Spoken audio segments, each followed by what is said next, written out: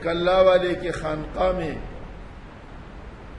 لوگ آتے ہیں، اللہ والوں کے خانقاہ میں کیوں آتے ہیں؟ تاکہ اپنی زندگی بن جائے، اپنی اصلاح ہو جائے۔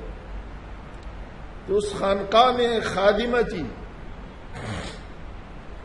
جو لوگوں کو کھانا لے جا کے دیتی تھی، ہر ایک کو کمرہ دیا ہوا تھا، اس کو بھی ایک کمرہ ملا تھا۔ اللہ کی شان یہ آیا تھا اپنے دل بنانے کے لیے، اپنی اصلاح کے لیے، لیکن وہ جو خادمہ کھانا لاتی تھی اس کے دل میں اس کی محبت ہوگی۔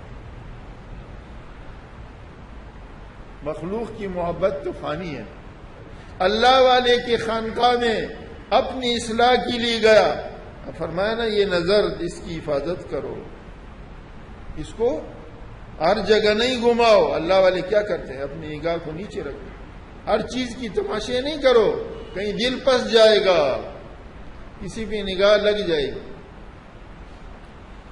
ہوتا ہے یہ نگاہ لگتی ہے اور لگتے کے ساتھ اس کی محبت دل میں پسا دیتی ہے، خاص کر نامحرموں کی۔ تو وہ اصلاح کے لیے گیا ہوا تھا اور بیچارہ ادھر بگڑ گیا۔ اب وہ جو خادمہ آتی تھی، حضرت تھانوی رحمۃ اللہ واقعہ لکھا، اس کے اوپر نگاہ پڑ گئی، اب وہ آتی تھی، اب محبت ہو گئی۔ اب آدمی کی جس سے محبت ہوتی نا، آدمی کہتا ہے اس کے ساتھ میں باتیں کروں، اس کے ساتھ میں بیٹھوں، اس کے ساتھ میرا وقت گزر جائے، کچھ میرا دل یہ ہوتا ہے۔ جس کے ساتھ محبت ہوتی ہے نا، اس کا ہر وقت دیکھنا، یاد کرنا، باتیں کرنا، وقت گزارنا، یہ سب آتا ہے۔ اور جس سے نفرت ہوتی ہے نا، اس سے ایک منٹ بھی برداشت نہیں کر سکتا۔ اب وہ اللہ والے جو ہے وہ تو تھے اللہ والے حکمت سے بھرے، انہوں نے دیکھا کہ یہ خاتمہ ہر کمرے سے جلدی نکل آتی، یہاں جاتی تو دیر ہو جاتی۔ تو انہوں نے پوچھا اس خادمہ سے کہ کیا بات ہے، ہر کمرے سے تو تم جلدی نکل آتی ہو اور اس کمرے میں دیر لگاتی۔ کہا میں جاتی ہوں وہ کھانا دینے، وہ باتیں کرنا شروع کر دیتی، ایک بات کر کے پھر دوسرا شروع کرتا ہے، دوسرا بات کر کے تیسرا شروع کر دیتا ہے۔ اللہ والے سمجھ گئے یہ دل تو میں نے یہاں اصلاح کے لیے لایا تھا، بلایا تھا کہ اللہ سے لگ جائے، یہ تو خادمہ کی محبت میں پھنس گیا۔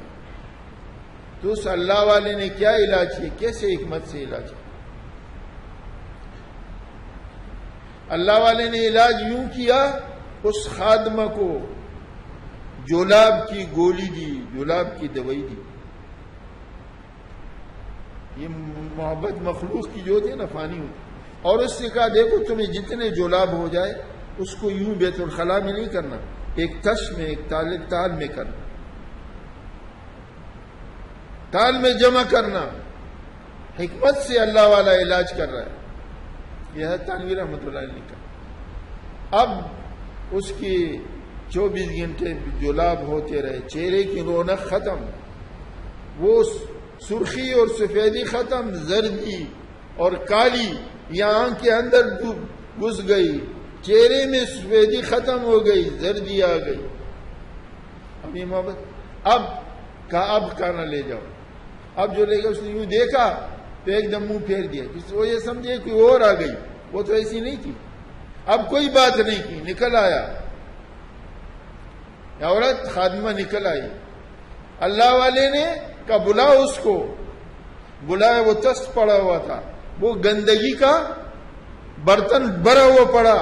اس اپنے مرید سے کہا ارے تیرا محبوب یہ ہے، تیرا محبوب یہ ہے، کیونکہ میری اس خانقاہ کی خادمہ کے بدن میں جب تک یہ گندگی تھی اور چہرے میں رونق تھی تو تجھے محبت تھی، اور جب یہ گندگی نکل گئی، چہرے کی رونق ختم ہو گئی، تمہاری محبت بھی ختم ہو گئی۔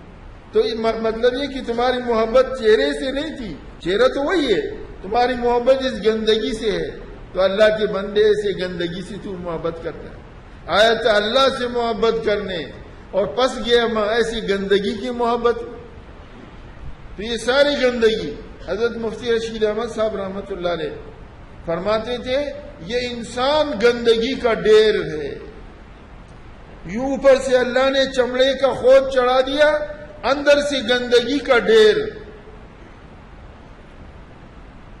کیوں؟ بدن کے جس حصے میں سوئی چبو دو تو اندر سے کیا نکلے گا؟ خون نکلے گا. وہ خون کیا ہے؟ گندا خون. انسان کا خون وہ گندا. کپڑے کو لگے گا کپڑا پلیت، بدن کو لگے گا بدن پلیت، زمین پہ لگے گا زمین پلیت، پانی میں جائے گا پانی پلیت، کھانے میں جائے گا کھانا پلیت، گندا. تو کیا فرمایا؟ یہ گندگی کا ڈھیر ہے.